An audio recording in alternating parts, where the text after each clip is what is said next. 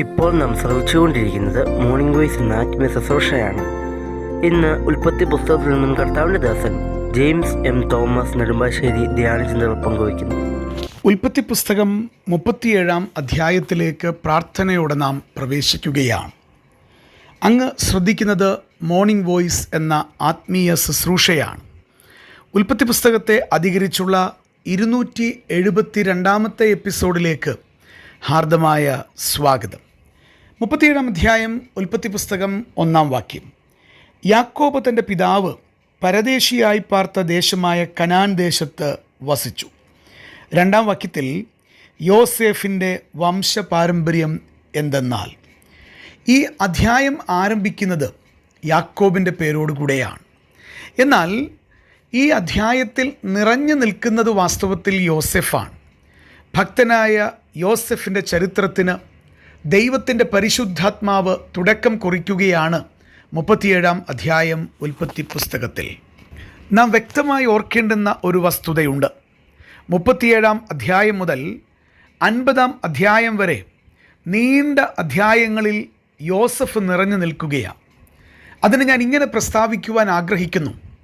നീണ്ട അധ്യായങ്ങൾ, അതായത് ഉൽപ്പത്തി 37 മുതൽ 50 വരെയുള്ള നീണ്ട അധ്യായങ്ങൾ യോസഫിൻ്റെ ചരിത്രം രേഖപ്പെടുത്തുവാൻ സ്വർഗത്തിലെ ദൈവം നീക്കിവെച്ചു എന്നുള്ളത് എത്രമാത്രം ചിന്തനീയമായ വസ്തുതയാണ്.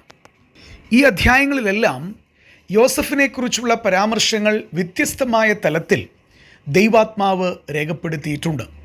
തൻ്റെ കുടുംബത്തിലെ ജീവിതം, അപ്പനോടൊപ്പമുള്ള സുഖകരമായിട്ടുള്ള വാസം, തുടർന്ന് സഹോദരന്മാരുടെ വിദ്വേഷം തനിക്കെതിരെ ഉണ്ടാകുന്നത്, സത്യസന്ധനായി നിലകൊള്ളുന്ന യോസെഫ്, അവിടെ നിന്ന് അടിമച്ചന്തയിൽ വിൽക്കപ്പെടുന്ന യോസെഫ്, തുടർന്ന് കാരാഗൃഹത്തിൽ കിടക്കുകയും ഉയർത്തപ്പെടുകയും ചെയ്യുന്ന യോസെഫിനെയൊക്കെ നമുക്ക് 50 വരെയുള്ള അധ്യായങ്ങളിൽ കാണുവാൻ കഴിയുന്ന വസ്തുതയാണ്. ഓർമ്മപ്പെടുത്തട്ടെ, കുറവുകൾ രേഖപ്പെടുത്താനില്ലാത്ത വിധത്തിൽ തൻ്റെ ശരീരത്തെയും മനസ്സിനെയും ദൈവസന്നിധിയിൽ കാത്തു സൂക്ഷിച്ച മഹാഭക്തനാണ് യോസെഫ്. അതിൻ്റെ അർത്ഥം മാനുഷികമായിട്ടുള്ള വീഴ്ചയില്ല എന്നല്ല.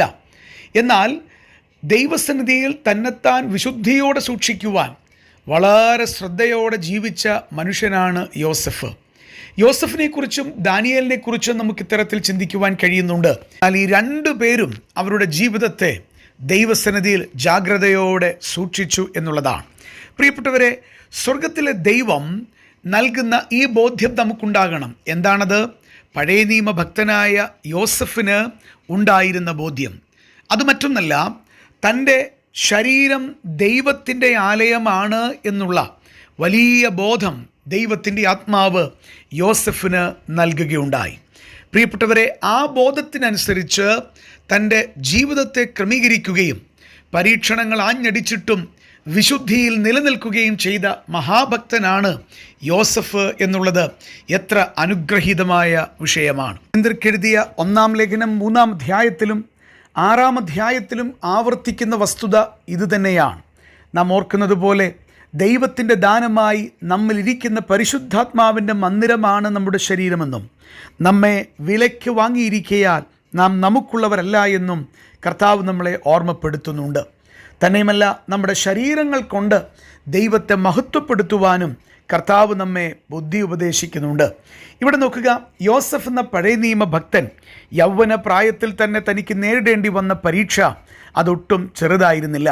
മാതാപിതാക്കന്മാർ കാണാനില്ലാത്ത സ്ഥാനം, പ്രിയപ്പെട്ടവരാരും തൻ്റെ കൂടെയില്ലാത്ത സ്ഥാനം, പാപത്തിൻ്റെ വിളനിലമായ ഈജിപ്തിൽ ഏതു പാപവും ചെയ്യുവാൻ കഴിയുന്ന ഒരു പ്രത്യേക സാഹചര്യത്തിൽ ഈ വലിയ ബോധം കാത്തു സൂക്ഷിക്കുവാൻ, ഈ ബോധ്യത്തെ മുറുകെ പിടിക്കുവാൻ യോസഫ് എന്ന മഹാഭക്തന് കഴിഞ്ഞുവെന്നുള്ളത് ഏറെ ശ്രദ്ധേയമായിട്ടുള്ള വിഷയമാണ്. എന്നെ ശ്രദ്ധിക്കുന്ന ഓരോ പ്രിയപ്പെട്ടവരോടും ഈ ചോദ്യം ഒന്ന് ആവർത്തിക്കുവാനായിട്ട് ആഗ്രഹിക്കുക. ആരും കാണാൻ ഇല്ലാത്തപ്പോൾ അങ്ങയുടെ ജീവിതത്തിൻ്റെ വിശുദ്ധി അങ്ങ് കാത്തു സൂക്ഷിക്കാറുണ്ടോ? സ്വർഗത്തിലെ ദൈവം കാണുന്നുവെന്ന ബോധ്യത്തിൽ അങ്ങയുടെ ജീവിതത്തെ അങ്ങ് ക്രമീകരിക്കുന്നുണ്ടോ? അങ്ങനെ ക്രമീകരിക്കുന്നുണ്ടെങ്കിലാണ് ദൈവത്താൽ നാം ആദരിക്കപ്പെടുക എന്നുള്ളത് മറക്കുവാൻ പാടില്ല. ഇവിടെ ഇതാ യോസഫിനു വേണ്ടി നീണ്ട അധ്യായങ്ങൾ ദൈവത്തിൻ്റെ പരിശുദ്ധാത്മാവ് നീക്കിവെച്ചു എന്ന് പറയുമ്പോൾ അത് സ്വർഗം തന്നെ ആദരിക്കുന്നതിൻ്റെ അനുഗ്രഹീതമായ ചിത്രമായി നമുക്ക് കാണുവാൻ കഴിയുന്നു. നമ്മെ സ്വർഗം ആദരിക്കുമോ? നമ്മുടെ ജീവിതത്തിൽ ദൈവസന്നിധിയിൽ വിശുദ്ധിയോടെ ജീവിപ്പാൻ നമുക്ക് സാധിക്കുന്നുണ്ടോ? മനുഷ്യരെ കാണുക നാം ചെയ്യാത്തത് ദൈവമുൻപാകെ രഹസ്യതലത്തിൽ നാം ചെയ്യാൻ തുനിയാറുണ്ടോ? വളരെ കൃപയോടുകൂടെ ജീവിക്കേണ്ടുന്ന ജീവിതമാണ് ദൈവം നമ്മളിൽ നിന്ന് പ്രതീക്ഷിക്കുന്നത് എന്നുള്ളത് പറയാതിരിപ്പാൻ നിവൃത്തിയില്ല. അതാണ് ഞാൻ ഓർമ്മപ്പെടുത്തിയത്. ആരംഭിക്കുന്നത് യാക്കോബിൻ്റെ പേരോടുകൂടെ 37-ാം അധ്യായം ഉൽപ്പത്തി പുസ്തകം. പക്ഷേ അതിൽ നിറഞ്ഞു നിൽക്കുന്നത് യോസഫ് എന്ന മഹാഭക്തൻ്റെ ജീവിതത്തിൻ്റെ ചരിത്രമാണ്. പ്രിയപ്പെട്ടവരെ, കർത്താവിനാൽ ശ്രദ്ധിക്കപ്പെടുന്നുവെന്ന ബോധ്യത്തോടെ നമ്മുടെ ജീവിതങ്ങളെ ദൈവം കാണുന്നുവെന്ന തിരിച്ചറിവോടെ വളരെ ആത്മാർത്ഥതയോടെ ദൈവസന്നിധിയിൽ ജീവിപ്പാൻ ഈ ചിന്തകൾ മുഖാന്തരമാകട്ടെ എന്ന് പ്രാർത്ഥിക്കുന്നു. ദൈവം അങ്ങയെ ധാരാളമായിട്ട് അനുഗ്രഹിക്കട്ടെ.